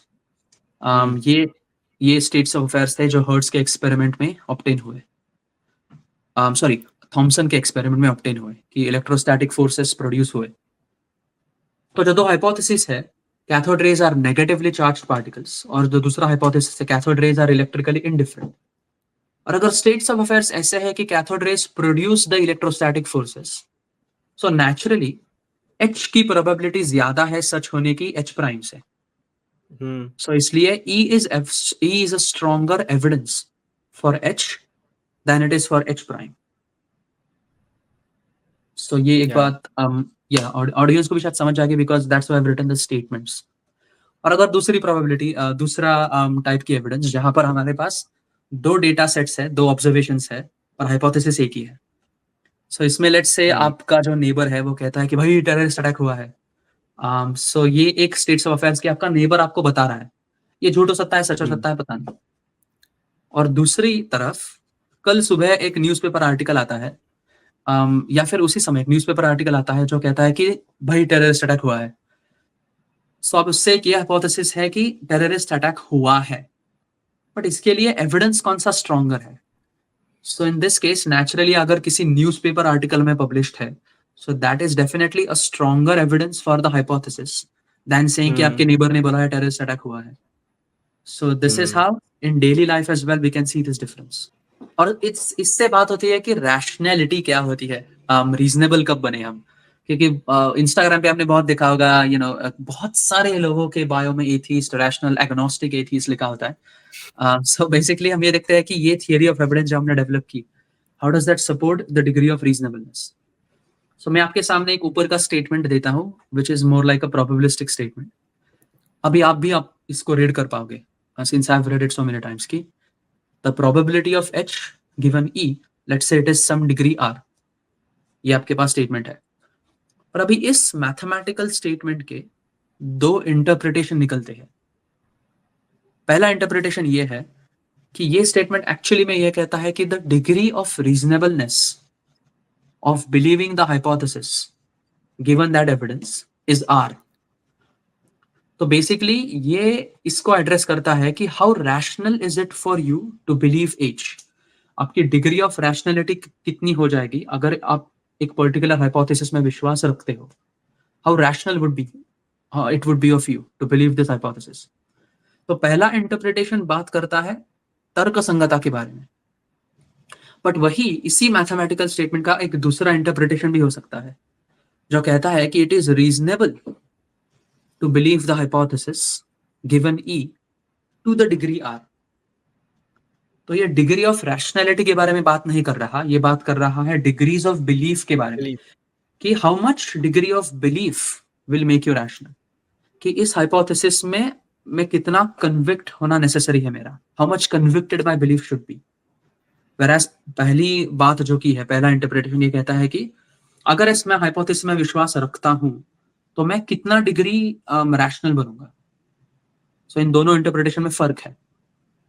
सो इसमें से कौन सा इंटरप्रिटेशन पहले चूज करना है to talk about rationality? So this is in the next slide. So let's say अगर आपने एक कॉइन टॉस की और आपका हाइपोथेसिस है कि द कॉइन विल लैंड, मेरे पास अभी भी कॉइन है, सो अगर मैंने ये टॉस की और मेरा हाइपोथेसिस है कि कॉइन टॉस करने के बाद वो हेड्स गिरेगा, सो इसकी प्रोबेबिलिटी क्या होती है? सो मैथमेटिकल प्रोबेबिलिटी है हाफ, क्योंकि हेड्स हो सकता है फिर टेल्स हो सकता है, सो द प्रोबेबिलिटी इज 50% 50%।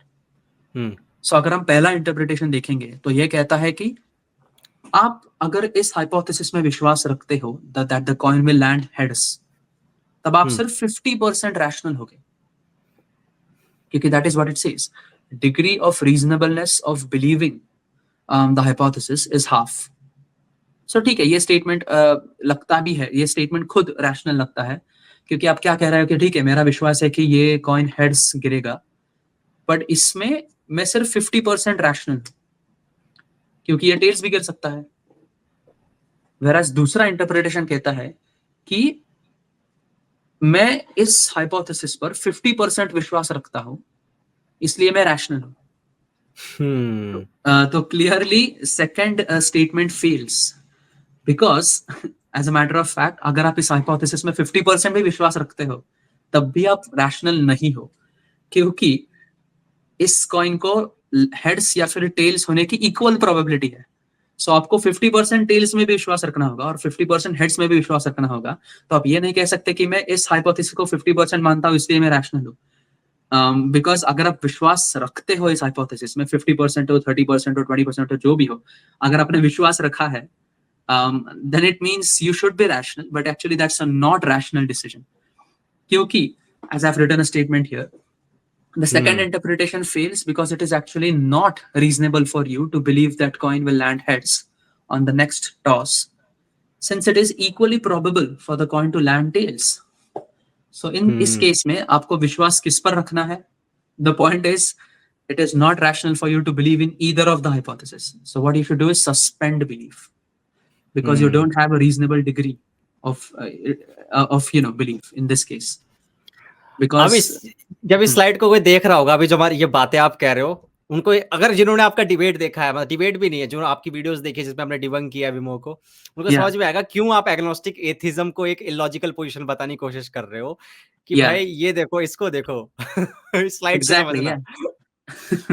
और ये काफी probabilistic, this is coming from probability calculus, so इसलिए ये सस्पेंशन ऑफ बिलीफ आता है। और ये स्टेटमेंट जो मैंने लिखा है, that is not even my statement, that statement is given in this book. So in this case हमारा जो पहला इंटरप्रिटेशन है, that is a more preferable interpretation of the statement than the second one. So हम उसी को लेके चलेंगे कि P of H given E is equal to K का मतलब होता है the degree of reasonableness of believing the hypothesis is K। ये हम इसको इंटरप्रिटेशन को सच मानेंगे। सो अभी हमने अभी तक जो भी देखा कि 4 कैटेगरीज ऑफ एविडेंस, 3 प्रकार के एविडेंस, क्वांटिटेटिव, क्वालिटेटिव और कंपैरेटिव, एंड देन हमने देखा कि वो उनके एग्जांपल्स क्या होते हैं and when should you suspend belief, और डिग्री ऑफ रीजनेबलनेस कैसे एविडेंस पर डिपेंड करती है, कि कब आप ये कह सकते हो कि how much justified I am और how much rational I am if I believe this hypothesis, up to what degree. So ये सब हमने जो नॉलेज गेन किया है, ये अब हम अप्लाई करेंगे इस पर्टिकुलर आर्ग्यूमेंट पे, which is called fine tuning. So previous slide से हमने जो भी देखा, हम यहाँ यूज करेंगे कंपैरेटिव एविडेंस के कॉन्सेप्ट को, क्योंकि बेसिकली हम 2 हाइपोथेसिस को कंपेयर करना चाहते हैं। पहला हाइपोथेसिस ये है कि गॉड एग्जिस्ट्स या फिर अ डिजाइनर एग्जिस्ट्स, और दूसरा हाइपोथेसिस ये है कि designer does not exist. So these are contrary hypothesis, अगर एक सच है तो दूसरा झूठ है। सो इसलिए सिंस हम कंपेयर कर रहे हैं और हमारे पास स्टेट्स ऑफ अफेयर्स सेम ही है दोनों के लिए, तो we are using comparative evidence. और इसमें से हम ये डिराइव करेंगे कि how much rational is it for me to be a theist, to be an atheist और to be an agnostic. So let's try to see it one by one. So D मैंने define किया है, D stands for the proposition God exists. negation of D stands for the proposition God does not exist, quite obvious। अभी हमने पहले देखा है कि अगर आप ये प्रूफ कर पाए कि the probability of D given some states of affairs is greater than half, then the probability of not D given the same states of affairs is going to be less than half, जो हमने पहले देखा। And this is exactly what the case is for atheism. So अगर basically आप ये prove कर पाए कि the probability of the hypothesis God exists given the evidence is greater than the probability of the hypothesis God does not exist given the same evidence, then what you have established is a case for theism. आपने theism को probable बता दिया है. वही उसी तरफ उसका उल्टा होगा कि if you establish that the probability of the hypothesis God does not exist given some evidence is greater than the probability of the hypothesis God exists given the same evidence, then what you have is atheism. और तीसरा जो case है, अगर उसमें establish आपने कर दिया कि दोनों की प्रोबेबिलिटी सेम ही है, then in that case it is reasonable for you to suspend judgment. So that is agnosticism. So ये तीन कैटेगरीज आपको क्लियरली अभी डिफाइन होती हुई दिखाई देगी प्रोबेबिलिटी कैलकुलस से. सो ये जो एथिज्म की जो बकवास करते हैं लोग, I lack belief and all that stuff, ये इधर होल्ड नहीं होगा. वो कब का पीछे छूट गया, लैक बिलीफ वगैरह सब कुछ. इधर हमने स्ट्रक्चरली आगे बढ़ के ये तीन कैटेगरीज एस्टैब्लिश की है. सो अब देखते हैं next slide. So in this case हमारे पास दो हाइपोथेसिस तो है, but what are the states of affairs that we are talking about? So there are multiple instances which are given in favor of fine tuning. So for example, or ye, by the way, this is also mentioned on the page of Stanford Encyclopedia of Philosophy, the entry on fine tuning argument. तो आप जाके वहां detail में पढ़ सकते हो कि how each of these points support fine tuning. So for example, the strength of gravity against strength of electromagnetism seems fine tuned. क्योंकि अगर वो fine tuned नहीं होता तो तारे नहीं बनते, सन नहीं बनता, other stars would not have formed. सन नहीं बनता तो अर्थ को सनलाइट कौन देगा, मेरे पौधों को सनलाइट कौन देगा? So in that case it seems to be fine tuned. The strength of strong nuclear force, that of electromagnetism seems fine tuned. ये सब जो points है, these are very well established, especially the last two. यहाँ पर लिखा है the global cosmic energy density in the very early universe is extremely close to its critical value. अगर critical value से ज्यादा होती तब भी लाइफ के लिए हानिकारक इंस्टेंसेस तैयार होते. अगर क्रिटिकल वैल्यू से कम होती तब भी life could not evolve. So it is precisely closer to the critical value. So it looks like it is fine tuned for life. और आखिरी जो है द यूनिवर्सेस, ये by the way this statement is from Roger Penrose himself, आखिरी statement. So it says the universes resembling the one in which we live currently populate only one part in 10 to the power of 123. This is a very huge number, very unlikely number. कि अगर ये probability है कि हम जिस universe में रहते हैं that is suitable for life, इसकी probability अगर ये है तो इसका मतलब that's a very very strong state of affairs that can act as evidence for the hypothesis that God exists. So basically इधर हम states of affairs की बात कर रहे हैं जो दोनों केस में सेम ही है. हमारे पास कोई और states of affairs नहीं है. We don't have another set of observations which is different than this. तो इसलिए हमारे पास observation सेम ही है. और rather इसमें the point is ये जो states of affairs है, the reason why I call it states of affairs is because these are facts. These are indisputable objective facts. ये फैक्ट्स किसी ये मैंने देखा है, ये आर्गुमेंट लेके भी आते हैं डिबेट वगैरह में. ये जो विमो भाई के डिबेट में आया भी होगा कोई, ये मुझे लगता है. पर मुझे लगता है यहाँ पे शायद बात इसको ऐसे डिनाई कर दिया गया कि इसको भाई मैं मानता ही नहीं हूँ एविडेंस, ये बस लग रहा है फाइन ट्यून, है ना. ये ऐसे ही कर सकते हैं, या तो मैं जस्टिफाइड हूँ बिलीव करने में कि भाई एविडेंस है, या नहीं हूँ मैं. इन दोनों में से एक केस हो सकता है बस. ठीक है, चलो नेक्स्ट आगे बढ़ते हैं. आगे मुझे पता है उसी को क्लियर करना है. हाँ राइट, करेक्ट. सो अभी जो स्टेट्स ऑफ अफेयर्स हमने अभी देखे, उनको अगर हम आर माने कि R being the states of affairs that are right for life are obtained, क्योंकि लाइफ एग्जिस्टेंस में है अभी, तो इसका मतलब वो स्टेट्स ऑफ अफेयर्स एक्चुअली ऑब्टेन हो चुके हैं. सो फ्रॉम दिस दो हाइपोथेसिस है, designer exists and designer does not exist. तो डी और नॉट डी. तो बायेशियन थ्योरम नाम की प्रोबेबिलिटी कैलकुलस में बहुत ही famous, it's a theorem basically. It shows कि किसकी प्रोबेबिलिटी किससे ज्यादा है, बस इतना ही. तो अगर हम बायेशियन थ्योरम में इसको रिप्रेजेंट करें तो अभी लेफ्ट हैंड साइड देखते हैं. It means the probability of the designer given these states of affairs upon the probability of there not being a designer given the same states of affairs is equal to. तो right hand side में आप ध्यान से देखो, इन्होंने सिर्फ reciprocal कर दिया है और प्रोबेबिलिटीज को स्प्लिट कर दिया है. सो इस थियरम का प्रूफ ऑफ किसी भी मैथमेटिक्स टेक्स्ट बुक में जाके देख सकते हो, किसी भी प्रोबेबिलिटी के चैप्टर में जाके देख सकते हो. Bayesian theorem is a theorem in mathematics. So it is derived deductively या फिर इंडक्टिवली भी हो सकता है, लाइक इन दिस केस. सो ये काफी स्टैंडर्ड थियरम है. अगर हम इसको इस थियरम में डालें और हमारा प्रेमिस ये है कि if a sufficiently powerful divine being अगर एग्जिस्ट करेगा, so that being will be expected in creating or at least enabling intelligent life, which means that we can expect the constants to be right for life. तो अगर कोई cosmic designer होगा तो वो ऐसे circumstances create करेगा जहां पे लाइफ पनप सके और इंटेलिजेंट लाइफ हो सके. और वैसे ही सर्कमस्टेंसेस हमें दिखते हैं. Like all the states of affairs that we mentioned earlier, they are specifically appear to be designed for an intelligent life या फिर life in general. So this premise based on those states of affairs is what we are considering. और अगर ये premise हम accept करें, तो what follows, which is on the next slide, is that the probability of the designer given these states of affairs is greater than the probability of there not being a designer given the same state of affairs. So ये inequality हमें दिखाई देती है, जहां पर designer की probability ज्यादा दिखती है कि भाई अगर ये सब कॉन्स्टेंट्स परफेक्टली ट्यून्ड है so that intelligent life can evolve, so इससे एक डिजाइनर हो सकता है, इसकी प्रोबेबिलिटी ज्यादा है. And this is also you can it follows from that. So from this inequality Bayesian argument ये कंक्लूड करता है कि the degree of reasonableness of believing that a cosmic designer exists given the states of affairs is higher than the degree of reasonableness of believing that a cosmic designer does not exist.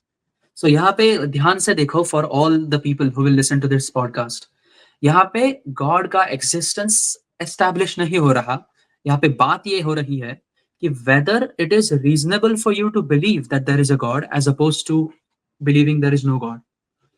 So इन दोनों के hypothesis पर जो आप विश्वास रखते हो या फिर नहीं रखते हो, तो अगर आप विश्वास रखते हो कि गॉड है और अगर आप विश्वास रखते हो कि गॉड नहीं है, तो which of these is a rational position to have? That is what this fine-tuning argument establishes. It establishes a case to show that theists are indeed justified in believing that hypothesis. वो hypothesis सच या झूठ कुछ भी हो सकता है, but the point is, are theists justified in believing it? That is all. So in other words, ये argument ये establish करता है कि given the probability of the designer with the states of affairs being greater than half, it is more rational for you to be a theist than be an atheist. So this is what this probability establishes. और यही हमने अभी degree of reasonableness में देखा कुछ slides पहले. So clearly जब आपकी degree of reasonableness is greater than half, it means it is rational for you to believe that hypothesis. अब एथिस्ट बंदा आएगा, वो कहेगा कि नहीं भाई रुको, मैं इस प्रेमिस को ही रिजेक्ट करता हूँ कि ठीक है स्टेट्स ऑफ अफेयर्स वगैरह तो है, but maybe these states of affairs are just one possibility in a multiverse. Maybe there are other universes जहाँ पे ये कॉन्स्टेंट्स और स्टेट्स अलग है, और ऐसे इवॉल्व करते करते करते करते हमारा यूनिवर्स है जहाँ पर ये constants accidentally right for life है. सो इसलिए एथिस्ट कह सकता है कि नहीं, मैं प्रेमिस में रिजेक्ट करता हूँ और I talk about multiverses. So in that case, all that it will establish is the probability of there being a designer versus there not being a designer is equal. अगर वो equal हो जाएगा तो इसका मतलब the degree of reasonableness of believing D या फिर not D is half. और जैसे हमने पहले coin toss के example से देखा, तो इसका मतलब अगर degree of reasonableness half है, तो you should neither believe the hypothesis D nor the hypothesis not D. You should in fact suspend belief. So it is rational for you to suspend belief. So multiverse की concept ला कर भी, premise challenge करके भी, वो सिर्फ आप दिखा पाओगे कि probabilities equal है. So इससे भी theism से आप सिर्फ agnosticism तक ही push हो पाओगे. So that would be the most rational position. Agnosticism would be the most rational position, suspending belief in both hypotheses. अगर आपको atheist ही बनना है, then आपको ये दिखाना पड़ेगा कि the probability that there is no designer given these states of affairs is greater than the probability of there being a designer given the same states of affairs. तो बेसिकली मैथमेटिकली आपको ये दिखाना पड़ेगा कि the probability of there not being a designer given these states of affairs is greater than 0.5. अगर आप ये दिखा पाओ तभी जाके आपका एथीज्म जस्टिफाइड होगा या फिर रीजनेबल होगा. सो कोई भी अगर एथीस्ट बंदा इधर आता है who wants to challenge this argument or challenge the hypothesis, उनको ये प्रूव करना पड़ेगा. कोई भी एथीस्ट बंदे को अगर कमेंट करना होगा, ये पहले प्रूव करके दिखाओ. कोई भी थ्योरी ले लो, मल्टीवर्स ले लो, यूनिवर्स ले लो, फाइन ट्यूनिंग के कोई भी चैलेंज कर दो. अगर आप ये प्रूव नहीं कर सकते, in that case being an atheist is an irrational position to take, not at all being rational. So in this case, इसलिए मैंने वो नीचे स्टेटमेंट लिखा है कि the proof thing that they keep on talking about, they should apply to themselves. Either prove it or shut the fuck up, nullius in verba, which means question the authority. So ये prove करना होगा atheist को. So इसलिए अब अच्छा हुआ आपने ये स्टेटमेंट हाईलाइट कर दी. और इस पूरी पावर पॉइंट की जो प्रेजेंटेशन है that is from the book of evidence which is written by Peter Achinstein. Peter Achinstein काफी जाने माने फिलोसोफर ऑफ साइंस है. He also writes about scientific realism. तो ऐसा नहीं कि ये बंदा एंटी साइंस है, ये खुद बंदा साइंटिफिक रियलिस्ट भी है. So in that case he has written many wonderful books providing a case for scientific realism. और नेचर ऑफ एक्सप्लेनेशन पर भी उनकी बहुत अच्छी बुक है which is again published by Oxford University Press. तो जाके देखो, he was awarded the Lakatos Prize in 1993, which is a prize for philosophy of science. So ये है मेरा रेफरेंस और ये इसकी हार्ड कॉपी. अब जिन लोगों ने फिलोसफी ऑफ साइंस का वर्ड पहली बार सुना है भाई, तो एक बार मैं चाहूंगा जब इंटरनेट पे जाओ, थोड़े लेक्चर्स वगैरह देखो, थॉमस कून, कार्ल पॉपर, इन सबको पढ़ो, फॉल बियरबैंड को पढ़ो. उसके बाद यहाँ आओ, फिर उसके बाद आर्ग्यू करने. क्योंकि पिछली बार जब भी मैं आपको लेके आता हूँ, कमेंट में आ जाते हैं, भाई तू चुप क्यों रहा, भाई तू बोला क्यों नहीं कुछ. अरे मैं बोलता क्या यार, जो बोल रहे हैं वो एकेडमिक है, ये कंप्लीट लेक्चर है, ये तुम्हारे किताबों में है, ये एकेडमिकली बहुत सारे लोगों ने इस पे काम किया हुआ है और तब ये बात बोली जा रही है. ये इनके वर्ड्स नहीं है, भार्गव भाई के वर्ड्स नहीं है मेरे भाई. आज जो पीपीटी भी आप देख रहे हो, इस पीपीटी में बहुत सारी जो ऐसे, अगर तुम बुक उठा के देखोगे, द बुक ऑफ एविडेंस, उसमें एज इट इज सेम तुम्हें चीजें मिल जाएंगी. ये सारे एग्जांपल्स भी जो है मोस्टली हमने वहीं से उठाए हैं. तो वो बुक अगर तुम्हें चाहिए तो बता देना भैया, मैं पीडीएफ पड़ी हुई है, मैं वो भी दे दूंगा तुम लोगों को, और उसको जाके पढ़ना और उसके बाद जाके आर्ग्यू करना डिबेट में. क्योंकि अब हमारे विमो भाई वो बंद कर देंगे डिबेट, अब तो मौका नहीं मिलेगा, लेकिन अभी 3 महीने है तुम्हारे पास, क्योंकि न्यू ईयर के बाद वो बंद कर देंगे डिबेट, उन्होंने बोला है. क्योंकि उन्होंने ये बोला कि अब थीस्ट के पास अच्छे आर्ग्यूमेंट नहीं रहेगा. एक मिनट में ये स्लाइड बंद कर दूं पहले. हाँ, तो उन्होंने बोला कि उनके पास थीस्ट लोगों के पास अच्छे आर्ग्यूमेंट नहीं रह गए, अब वही घिसी पीटी आर्ग्यूमेंट्स लेके आते हैं. तो भाई तुम जिनके साथ आप डिबेट करते हो फिलोसफर भी तो नहीं है.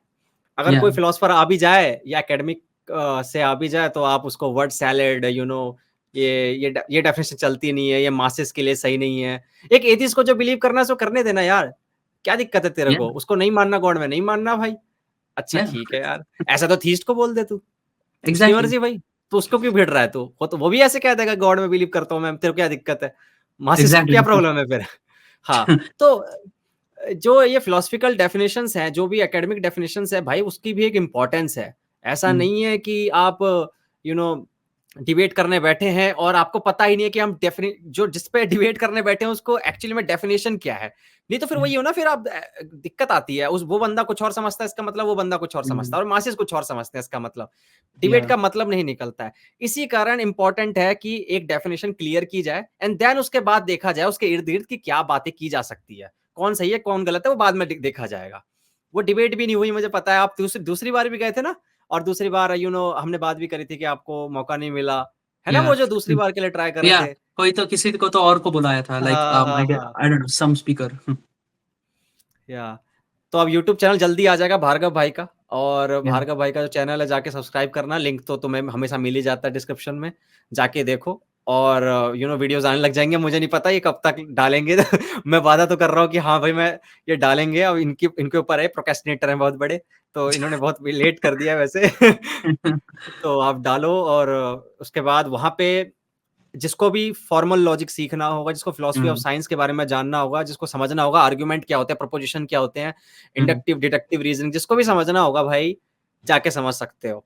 और सही बता रहा हूँ, मैं ऑडियंस से ये कहूंगा कि भाई एक बार लिटरली में थोड़ा ओपन माइंड होके सुनोगे ना भाई, मैं तुम्हें बहुत कुछ सीखने को मिलेगा.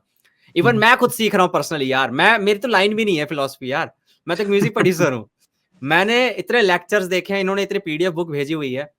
देखो बात ये नहीं है कि, देखो होता क्या है ना, कई बार अपनी बिलीफ्स जो होते हैं उनसे बहुत हम प्यार करने बैठ जाते हैं, यार मैं तो एथिस्ट हूँ, क्योंकि अगर मैं ये बोलने लग गया ना कि मैं भार्गव भाई की बात सुनने के लिए रेडी हूँ, तो मुझे ऐसा लगेगा कहीं ना कहीं मैं रिलीजन की साइड ले रहा हूँ, कि मैं रिलीजियस लोग जो कर रहे हैं उसको जस्टिफाई करने की कोशिश कर रहा हूँ। ऐसा नहीं है यार, यहाँ एक और ये आर्ग्यूमेंट ही कुछ और है। यहाँ पे ये मत सोचो कि तुम लोग ये कह दोगे कि भार्गव भाई की हमने बातें सुन ली और मुझे उसकी 10 बातें में से 8 बातें अच्छी लगी, तो इसका मतलब मैं रिलीजियस हो गया या फिर तुम थीस्ट हो गए। नहीं भाई, तुम अपना नहीं, पोजीशन बना के रखो, पर तुम्हें या एटलीस्ट पता होना चाहिए कि तुम्हारा जो पोजीशन है वो क्यों है, उसको जस्टिफाई कैसे करोगे किसी के आगे, ठीक है? यस। और पता है रादर भार्गव, मैं मैंने एक चीज यही, नोट, हाँ बोलो हाँ बोलो यार, बोलो बोलो। या सो मैंने यही कह रहा था कि the debate that you see in all the popular circles, यहाँ पे डिबेट होती है कि गॉड का एग्जिस्टेंस है या नहीं। इस पर डिबेट हो ही नहीं सकते, because arguments can never establish nor disprove the existence of something. Debate इस पर होती है, होनी चाहिए कि whether the people who are debating they are justified in believing their hypothesis, whether it is rational for them to believe it. इस पर हमेशा डिबेट होनी चाहिए। So debate shouldn't be about God exists or God does not exist. The debate should be about whether theism or atheism is more likely to be true. Because atheism or theism are beliefs regarding certain propositions. The propositions in themselves could be true or false. But whether these theists or these atheists are justified in believing it, ये सिर्फ हमें जानना होगा। इस पर debate होनी चाहिए, और इसी पर तर्क भी होता है कि किस, और ये इंडियन ट्रेडिशन में भी आपको दिखाई देगा, वाद जल्प और वितंडा में। So this is a very common thing. Debate should be about justifications and arguments that are given, not about the actual hypothesis. So ये भी लोगों को कंफ्यूज हो जाते हैं लोग। या और दूसरी चीज मैंने पता है क्या एक नोटिस करी है, इतने मैंने अभी तक पॉडकास्ट देखे हैं, मैं ये देखता हूँ कि जो एथीस्ट, अगर ना एथीस्ट, सॉरी थीस्ट, मैं जैसे मान लो मेरा चैनल है, मेरा एथीस्ट के अराउंड स्टार्ट हुआ चैनल, मैंने जितने भी थीस्ट लोगों को बुलाया, या फिर आप जैसे आप हो गए, एग्नोस्टिक हो गए, उनको बुलाया, वो आ गए। जैसे अभी मोहित भाई के साथ ही पॉडकास्ट किया, उन्होंने कभी मुझे ये नहीं बोला कि यार तू एथीस्ट है, अगर मैं तेरे पॉडकास्ट पे आया तो मैं जस्टिफाई कर दूंगा तेरी पोजीशन को, मतलब लोगों को मैं वैलिडेट कर दूंगा ना कि भाई मैं तो मानता हूँ इसकी बातों का, प्रूव करता हूँ। ऐसा नहीं होता है भाई यूट्यूब स्पेस में, जो कुछ लोग करते हैं, ठीक है, विमो भाई ने Yeah. भी यही किया। विमो भाई ने हाइपर क्वेस्ट जो है विशाल चौरसिया, उसने बुलाया, तो उन्होंने मना कर दिया ये कहकर कि अगर मैं तेरे चैनल पे आया तो मेरे फॉलोअर्स को लगेगा कि मैं तेरी बातों से, जो तू राइट विंग या फिर जो भी तू प्रोपेगेंडा या फिर जो भी तू बातें करता है, मैं उसको वैलिडेट करता हूं, मैं अप्रूव करता हूं। ऐसा है नहीं। और ये एथिस्ट के साइड से ही है, जो कि रैशनल कहते हैं खुद को। सबसे अच्छी अजीब बात तो ये है, थीस्ट के साइड से ऐसा कभी नहीं देखा। अभी मैं Yeah. कितने भी थीस्ट को बुला दूं, जितने भी लोग हैं थीस्ट, वो मेरे चैनल को देखते हैं, वो देखते हैं वो एथिस्ट का, एथिज्म के अराउंड का कंटेंट था पहले, लेकिन फिर भी वो आएंगे और मेरे से अच्छा डिस्कशन करेंगे। मगर ऐसा वहां नहीं देखा जा रहा है। मतलब वो लोग Yeah. तो बिल्कुल डिनाई करते हैं कि नहीं भाई हमें बात ही नहीं करनी, क्योंकि अगर मेरे को आते हैं पर्सनली, मेरे एक दोस्त मुझे कॉल करके कह रहा था, आपको मैंने बताया था ना, फोन करके एक बार डिस्कशन Yeah. हुआ था हमारा पहली बार, तो बताया था कि यार मत बुला भार्गव भाई को, मत बुला भाई, क्योंकि ये ना मतलब एक पार्टिकुलर एजेंडा इनका कास्ट। भाई ठीक है, एक बार बात तो सुन लेते हैं ना यार। अभी इस पूरे पावर पॉइंट में आपने देखा होगा कि I am strictly talking about academic philosophy of science. इसमें भी उनको वही दिखाई देगा कि ये सब ये इसलिए कर रहा है बिकॉज इसका कोई एजेंडा है। अभी इसमें ये तो नहीं लिटरली नहीं, बुक से लिए। अगर तुम्हें ये स्लाइड समझ में आ गई है ना, मैं उन सब लोगों से बोलूंगा तो एक काम करो, हाइपोथेसिस तुमने बना रखा है ना किसका एजेंडा है, तो या एविडेंस लेके आओ और एविडेंस या बताओ कि कौन सा एविडेंस है, वो एपिस्टेमिक सिचुएशन एग्जैक्टली एविडेंस है, पोटेंशियल वेरिडिकल, सब कुछ दिखाओ एक बार, उसके बाद बात एग्जैक्टली। करेंगे आगे जाके। रादर ये जो लोग पूछते रहते हैं कि भाई व्हाट इज एविडेंस, एविडेंस किधर है, एविडेंस किधर है, इनसे पहले ये पूछो कि what do you mean by evidence. If evidence is something that increases the probability of the hypothesis, then in that case even simple anecdotal things can be evidence. कि फॉर एग्जांपल मैंने ये सोचा कि मेरे दोस्त ने कार ली है, मेरे एक दोस्त ने कार ली है, ये मैंने सोचा, बट मेरे पास अभी इसका कोई एविडेंस नहीं। बट लेट्स से मेरा दूसरा दोस्त आके कहता है कि हाँ भाई उसने कार ली है, उसकी लाल कलर की कार है, तो this statement itself is an evidence for the hypothesis because it increases the probability of it. तो ये भी evidence हो जाएगा। So evidence is a very loosely defined thing. या It उसको स्ट्रक्चर में लाने के लिए इतना सब कुछ खर्चा पानी करना पड़ता है जो कार्नैप ने किया। Even the definitions that he came up with, वो definitions उसने डिफेंड किए हैं लॉजिकली, और उनके क्रिटिक्स जो आएंगे उसको भी इंटरप्रेट कर दिया है कि कार्नैप ने अच्छा। पहले डिसाइड कर दिया था इसके क्रिटिक्स क्या आएंगे। So he addressed the critics as well. So इसलिए कार्नैप created a very strong case for this. ये आपने रुडोल्फ जो कार्नैप लेजेंड थे। या मैंने पढ़ रहा था, जब मैं समझ गया था कि यार कमाल की थिंकिंग है इनकी, या जैसे अभी आपने बोला ना कि एविडेंस को लूजली बहुत यूज कर लेते हैं हम लोग। अभी रीइंकार्नेशन का एग्जांपल ले लो, आज हमने बात भी की थी पिछले पॉडकास्ट में या शायद, है ना, कि अब या रीइंकार्नेशन का एनेक्डोटल एविडेंस भी है, जो बंदा कह रहा है कि पास्ट मेमोरी है। हालांकि मैं मानता हूं कि बहुत बार बहुत ज्यादा क्लियर नहीं होता कि ये बंदा सच कह रहा है कि नहीं कह रहा, बट मान लो जो जिसकी हमने बात की थी, डॉक्टर इयान स्टीवनसन की बात की थी हमने, शायद उन्होंने कलेक्ट किया। मान लो 20 लोगों का भी कलेक्ट किया, बट स्टिल या वो जो 20 लोग हैं वो भी एविडेंस कलेक्ट माना जाएगा। ठीक है। एग्जैक्टली सिम अगर मैं अपनी बहुत ही सिंपल मासिस की लैंग्वेज में बताऊं, अगर कोई भी डाटा मेरे को मिलता है और मेरा वो कॉन्फिडेंस बढ़ाता है एच को मानने के लिए, या तो भाई वो एविडेंस माना जाएगा, वो data. That's exactly, all. yeah, that is evidence. Basically, अगर कोई बंदा, let's say a person is a Buddhist for example, और the person believes that reincarnation is true क्योंकि बुद्धिज्म में लिखा है.